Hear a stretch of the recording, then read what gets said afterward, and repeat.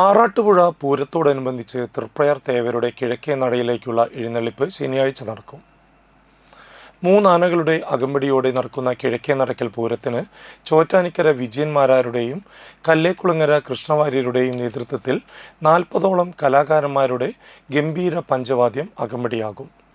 നടക്കൽ പൂരത്തിന് മുന്നോടിയായി സരയൂ തീരം മുതൽ കവാടം വരെയുള്ള തേവരുടെ രാജപാത നവീകരണം നടത്തിയതിൻ്റെ സമർപ്പണം വെള്ളിയാഴ്ച വൈകിട്ട് 4:30 നടക്കും.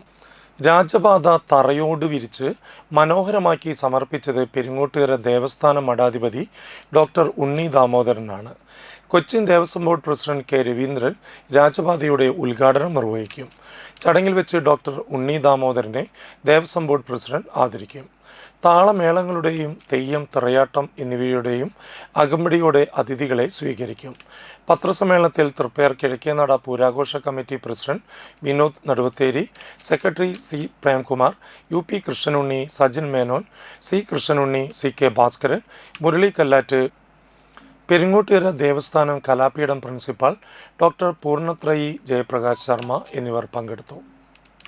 നമ്മുടെ കിഴക്കേനടയിലുള്ള നടപ്പാത, രാജപാത എന്ന് പേരിട്ടുള്ള നടപ്പാതയുടെ ഉദ്ഘാടനം അതിന് മുന്നോടിയായിട്ട് തലേ ദിവസം 27-ാം തീയതി നടക്കുന്നുണ്ട് 4:30.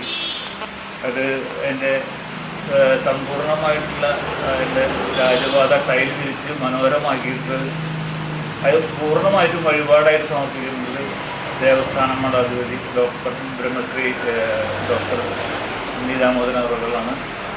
അദ്ദേഹത്തിൻ്റെ ഒരു വഴിപാടായിട്ടാണ് ടൈല് തിരിച്ച് ഇവിടെ നമ്മുടെ മെയിൻ റോഡ് മുതൽ സരയൂ തീരം വരെ വളരെ മനോഹരമാക്കി അദ്ദേഹം ചെയ്തിട്ടുണ്ട്. അപ്പോൾ അതിൻ്റെ ഉദ്ഘാടനം 27-ാം തീയതി വെള്ളിയാഴ്ച 4:30 നടക്കും.